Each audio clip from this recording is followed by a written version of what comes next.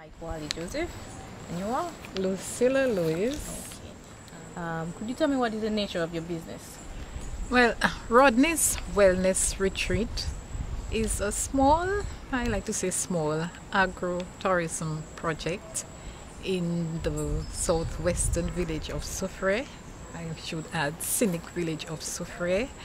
And we are into accommodation, both tent, campground, and hardcover cottages. You notice cottages under construction. Okay. We also offer a botanic garden relaxation, accompanying restaurant and bar services, souvenirs, local souvenirs, Kalinago crafts, and importantly, most of our tours are very indigenous to the Soufrière Scottsdale area.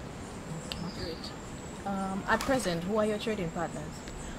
Our trading partners are all over the world. We are on the internet, we've got a website, and we also have relationships with several online tour operators.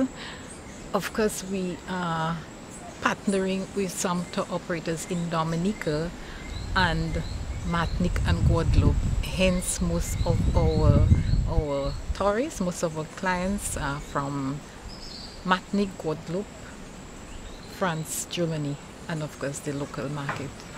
As a female, what are some of your challenges you experience at Rodney's retreat? I would not even say at Rodney's retreat. As a female, yes, starting with Rodney's retreat, is on the procurement end, procuring goods and services, having to relate stakeholders on a whole. There is this kind of accommodating style that I think because of a woman, you have to be, not as good as a man would be. So handle with care type of thing almost when it comes to procuring tools and things like that, almost like you don't know. So there's this patronizing and sometimes wanting to take you for a ride type of thing. But the biggest issue I find is which you see even across into the political sphere, that because you're a woman, you have to be careful how you relate. Otherwise, so much more can be seen into your action, and it is very unfortunate. And I think it really holds back women. Have you sought any help to assist you to overcome any of your challenges that you face?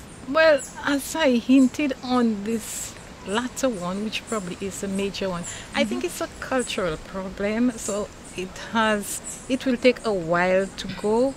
So you find, in terms of building partnerships, you see yourself as a business person, not as a woman who is doing that. You're a business person and you see the other person as a business person. You don't see it's a man or woman.